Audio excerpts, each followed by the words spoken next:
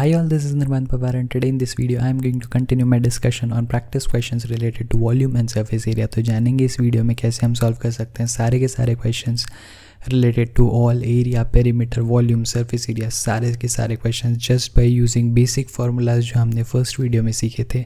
तो कंटिन्यू करते हैं हमारा discussion. Watch the video till end you will know it all.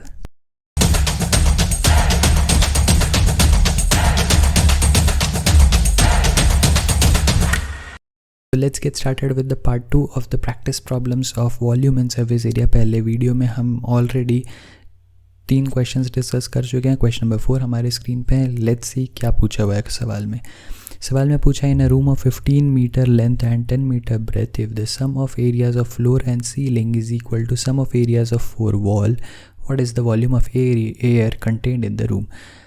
ध्यान से देखेंगे सवाल को। सवाल में क्या बोला है कि हमारे पास में एक रूम है, तो रूम में बना देता हूँ। रूम ऑफ कोर्स कैसे शेप करेगा, क्यूबॉइड शेप करेगा।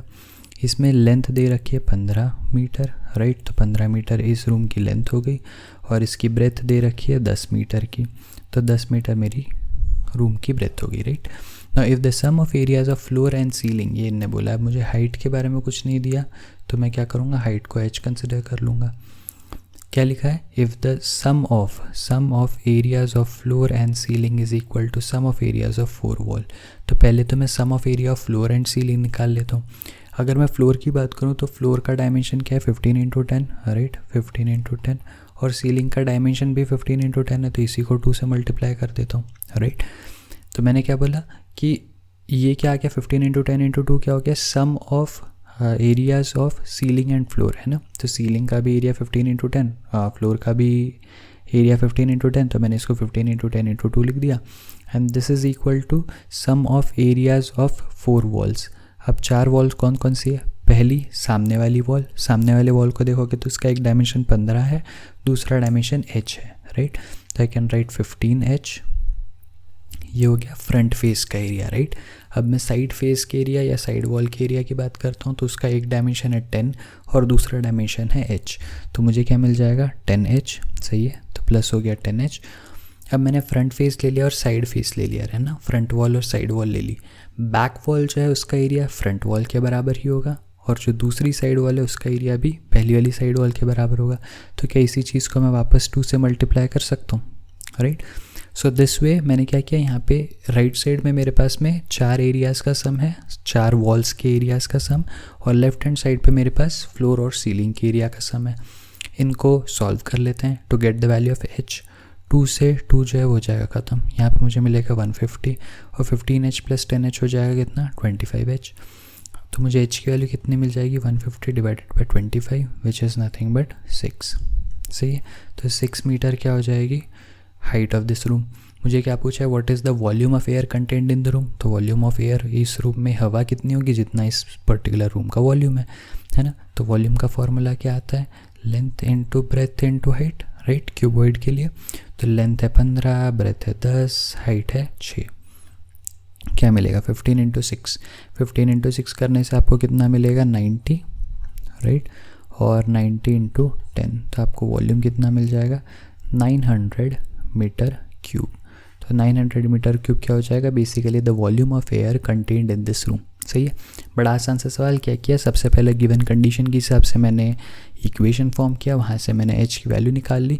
बिकॉज मुझे लेंथ और ब्रेथ गिवन था लेकिन हाइट गिवन नहीं था, तो गिवन कंडीशंस को यूज़ करके मैंने हाइट फाइंड आउट कर लिया। एक बार मुझे हाइट मिल गई तो मैंने वॉल्यूम का फॉर्मूला लगा दिया which is L × B × H, और मुझे आंसर मिल गया, राइट। अगेन इस सवाल से क्या सीखने मिला, just by writing the equation correctly and by knowing the formula of volume of cuboid you can solve any kind of question which is similar to this one, right। आगे बढ़ते हैं सवाल नंबर 5 की तरफ। सवाल में क्या बोला है, a tank of capacity 12,000 litre has external dimension of 3.2 metre, 4.2 metre, 1.6 metre, right. तो लेंथ, ब्रेथ और हाइट मुझे पता है। Thickness of wall is 10 centimetre. ध्यान से समझना, 10 सेंटीमीटर मतलब कितना हो गया, 0.1 metre, right. What is the thickness of bottom.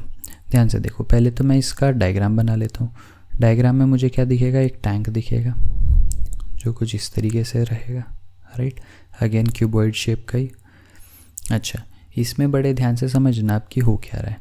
इसमें क्या है, ये जो वॉल है, वॉल है ना, जो वॉल है और उसका बॉटम है, इसकी कुछ थिकनेस है। तो मान लेते हैं अगर मैं इसको टॉप व्यू से देख रहा हूँ तो ये कुछ इस तरीके से दिखेगा, राइट। ये थिकनेस ऑफ वॉल हो गई। और अगर मैं इसको तो इस तरीके से अगर आप देखो, पहले मैं इसके डायमेंशंस लिख लेता हूँ। डायमेंशन कितना है, 3.2 मीटर एक डायरेक्शन में, तो मैं इस डायरेक्शन को 3.2 मीटर लिख देता हूँ और इस डायरेक्शन को लिख देता हूँ 4.2 मीटर, राइट। और जो हाइट है इसको मैं लिख देता हूँ 1.6 मीटर, सही है। तो ये क्या होगा, ये मेरे एक्सटर्नल डायमेंशंस हो गए, क्योंकि मुझे सवाल में लिख के दिया है कि ये एक्सटर्नल डायमेंशंस है। अब थिकनेस ऑफ वॉल 10 सेंटीमीटर दी हुई है। ये थिकनेस कहाँ पे आएगी, ये जो पहला 4.2 मीटर है ना, आप इसको देखो, ये भी 4.2 मीटर है, राइट। तो ये जो 4.2 मीटर की लेंथ है, इसमें दोनों साइड से 10-10 सेंटीमीटर की थिकनेस है, राइट। तो इसका इंटरनल लेंथ कितना हो गया, अगर मैं इंटरनल लेंथ की बात करूँ तो मुझे कितना मिल जाएगा, 4.2 मीटर माइनस इधर से 10 सेंटीमीटर, इधर से 10 सेंटीमीटर सब्ट्रैक्ट हो जाएगा, तो बीच में कितना बचेगा, -20 centimetre, which is nothing but 0.2 metre. तो यहाँ से मैं 0.2 मीटर को सब्ट्रैक्ट कर दूंगा तो मुझे मिल जाएगा 4 मीटर, सही है। तो लेंथ क्लियर हो गई कि 4 मीटर मेरी लेंथ है। ब्रेथ की बात करते हैं। ब्रेथ में क्या होगा, ब्रेथ 3.2 मीटर है, यहाँ पे भी ये 3.2 मीटर है ना, 3.2 मीटर ही तो मेरी ब्रेथ है इस पर्टिकुलर टैंक की। अब ये 3.2 मीटर में भी 10 सेंटीमीटर उस तरफ से, 10 सेंटीमीटर इस तरफ से, तो वापस 20 सेंटीमीटर का फ़र्क है। तो मैं 3.2 मीटर में से भी 0.2 मीटर सब्ट्रैक्ट कर देता हूँ तो मुझे मिल जाएगा 3 मीटर्स, सही है। अब मैं हाइट की बात करता हूँ। हाइट ध्यान से समझना, जब मैं इस टैंक के कैपेसिटी की बात कर रहा हूँ और मुझे इसके ऊपर, इसके सीलिंग या इसके कवर के बारे में कोई भी जानकारी नहीं गिवन है, तो मैं क्या अज्यूम कर सकता हूँ कि इसमें जब मैं पानी भरूँगा तो मैं इसको टोटल ब्रिम तक भरूँगा। ब्रिम तक मतलब एकदम टॉप मोस्ट एज तक पानी भरूँगा। नाउ इन दैट केस इसमें टॉप पे कोई कवरिंग है ही नहीं, है ना, टॉप से खुला है। बॉटम जो है इसका, बॉटम की कुछ ना कुछ थिकनेस होगी, राइट। तो अभी इसकी जो टोटल हाइट है 1.6 मीटर है मेरे पास, राइट। तो 1.6 मीटर में से मैं हाइट थिकनेस चाहिए मुझे, तो मैं क्या करूँगा, थिकनेस को टी मान लूँगा। क्या करूँगा, थिकनेस को टी मान लूँगा। तो यहाँ पे 1.6 मीटर माइनस टी लिख देता हूँ। तो 1.6 मीटर माइनस टी जो है ये हो जाएगी एक्चुअल में हाइट जहाँ तक पानी भरा जा सकता है ना। तो ऊपर तो ब्रिम तक भर सकते हो, नीचे आपका टोटल 1.6 मीटर तक नहीं भर सकते क्योंकि बॉटम की कुछ थिकनेस है, वहाँ पे तो पानी नहीं जाएगा। तो बॉटम की जो थिकनेस है वही माइनस टी है जो मैंने यहाँ पे लिख रखी है, और वही वो थिकनेस है जो मुझे एक्चुअल में इस सवाल में फाइंड आउट करनी है ना, थिकनेस ऑफ द बॉटम। अब ध्यान से समझो, मेरे पास लेंथ है, ब्रेथ है, हाइट है ना। लेंथ, ब्रेथ, हाइट मेरे पास इंटरनल वैल्यूज़ आ गई अब, है ना, एक्सटर्नल वाली नहीं है, मेरे पास इंटरनल वैल्यूज़ है। तो इसको मैं वॉल्यूम के टर्म्स में फाइंड आउट कर लेता हूँ। तो वॉल्यूम का फॉर्मूला कितना होता है, वॉल्यूम का फॉर्मूला होता है L/B/H। लेंथ कितनी है 4, ब्रेथ कितनी है 3, हाइट कितनी है 1.6 माइनस टी, सही है। और वॉल्यूम की वैल्यू कितनी गिवन है, 12,000 लीटर्स। अब ये हमेशा याद रखना कि 1000 litre is equals to 1 metre cube. Right hand side में देखोगे तो सारी वैल्यू जो है L/B/H तीनों के तीनों मीटर्स में है। So therefore right hand side पे मुझे मीटर क्यूब में मिल रही है वैल्यू। तो मैं लेफ्ट हैंड साइड पे डायरेक्ट 12,000 नहीं लिख सकता क्योंकि 12,000 क्या है, लीटर्स है ना, वो मीटर क्यूब के टर्म्स में नहीं है। तो इसको मुझे क्या करना पड़ेगा, ये जो 12,000 लीटर्स है इसको मुझे 1000 से डिवाइड करना पड़ेगा, तो मुझे मिलेगा 12 मीटर क्यूब। सही है। तो मैं वॉल्यूम की वैल्यू लिख देता हूँ 12, 4 3 12 से कैंसिल हो गया। तो मुझे क्या मिला, 1.6 minus T is equals to 1। तो t इज इक्वल्स टू कितना होगा, 1.6 minus 1 which is nothing but 0.6 metre. और अगर आप चाहो तो इसी को सेंटीमीटर में लिख सकते हो, 60 सेंटीमीटर। तो आपको मिल गया इस सवाल में कि जो बॉटम है, बॉटम की थिकनेस कितनी है, 60 सेंटीमीटर, या आप इसको 0.6 मीटर भी लिख सकते हो। राइट। तो क्या सीखा इस सवाल से कि जब कभी ऐसे सवाल आए जहाँ पे आपको थिकनेस गिवन हो, तो पहले आप एक्सटर्नल डायमेंशंस और थिकनेस को यूज़ करके इंटरनल डायमेंशंस फाइंड आउट कर लो।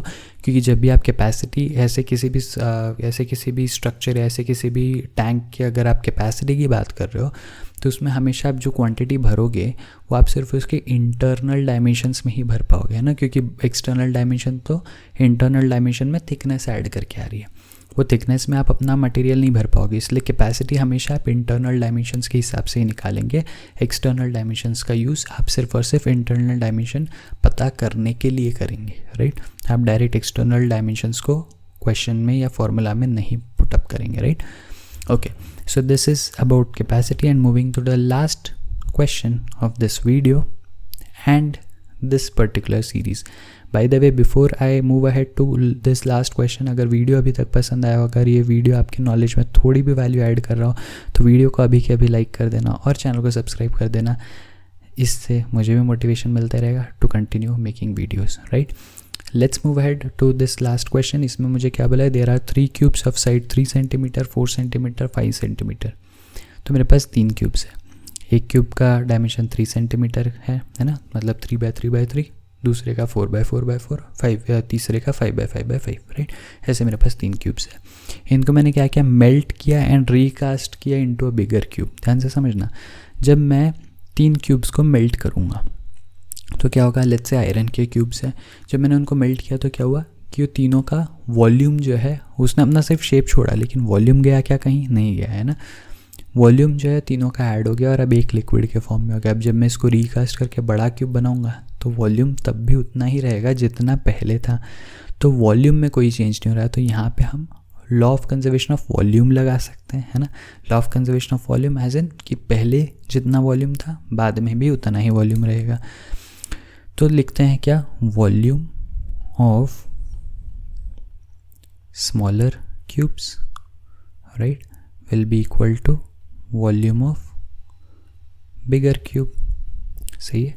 अच्छा, स्मॉलर क्यूब क्या क्या डायमेंशन के, 3, 4 एंड 5. तो मैं यहाँ पे लिख देता हूँ 3 का वॉल्यूम आ जाएगा 3 क्यूब, 4 का वॉल्यूम आ जाएगा 4 क्यूब, 5 का वॉल्यूम आ जाएगा 5 क्यूब. इज इक्वल्स टू जो बड़ा क्यूब बनेगा उसका साइड में मान लेता हूँ कि a बनेगा, तो उसका डायमेंशन हो जाएगा a क्यूब. अच्छा, 3 का क्यूब कितना होगा 27, 4 का क्यूब कितना होगा 64, 5 का क्यूब कितना होगा 125. ये हो जाएगा कितना, a क्यूब.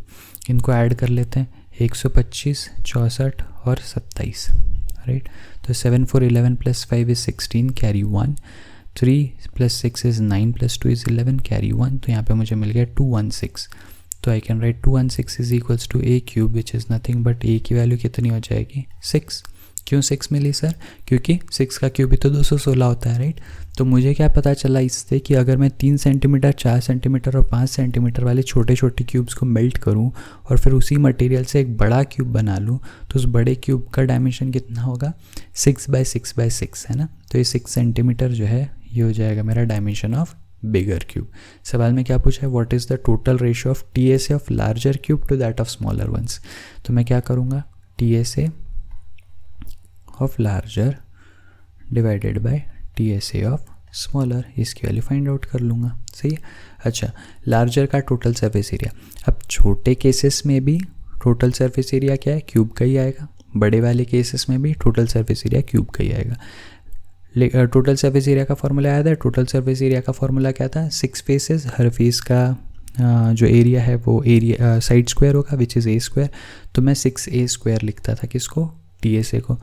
तो यहाँ पे मैं क्या लिख सकता हूँ, 6a² जो है वो हो जाएगा लार्जर क्यूब का टोटल सरफेस एरिया. स्मॉलर वाले के कितने हो जाएंगे, स्मॉलर वाले के हो जाएंगे 6 times of 3² + 6 times of 4² + 6 times of 5². सही है. तो यहाँ से मुझे क्या मिलेगा, यहाँ से आई कैन राइट 6 × 6 का स्क्वायर डिवाइडेड बाय 6 को अगर मैं कॉमन लूँ तो आई विल गेट 3² + 4² + 5². तो यहाँ से मैं 6 को तो कैंसिल कर सकता हूँ, 6 6 आ जाएगा 36 जो कि रहेगा न्यूमरेटर में. डिनोमिनेटर में मुझे मिलेगा 3 3 = 9 + 16 25, 25 + 25 is 50. तो मुझे रेशियो कितना मिल गया, अगर मैं इसको देखूँ तो ये 2 से कैंसिल आउट हो जाएगा, 2 1 = 2, 2 8 = 16 और यहाँ पे मिल जाएगा 25. ये और फर्दर कैंसिल आउट हो सकता है क्या, नहीं हो सकता. तो 18/25 आपका हो जाएगा फाइनल आंसर. क्या पता चला इससे, इस सवाल में हमने क्या किया, इस सवाल में जहाँ कहीं आपको कोई ऐसा सवाल मिले जहाँ पे आप कोई चीज़ को मेल्ट कर रहे हो और फिर रिकास्ट इनटू अनदर शेप कर रहे हो, यहाँ पे सिर्फ एक कॉन्सेप्ट लगेगा जो आपको हमेशा याद रखना है कि यहाँ पे हमेशा वॉल्यूम जो है ऐसे क्वेश्चंस में कंजर्व होगा.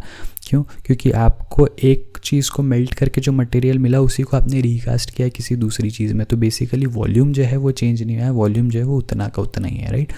सो इस सवाल से हमको यही सीखने मिला कि पहले आप वॉल्यूम को कंजर्व करा लो, वहाँ से आप जो भी आपकी अननोन वैल्यू है वो फाइंड आउट कर लो, and then using that unknown value आप जो भी आपको क्वेश्चन में पूछा जाए आप उसकी वैल्यू फाइंड आउट कर सकते हो।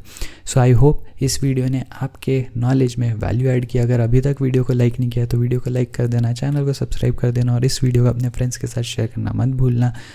आगे आएंगे हम किसी और नए वीडियो, नई प्लेलिस्ट के साथ। Till then be happy, be safe, take care, bye bye.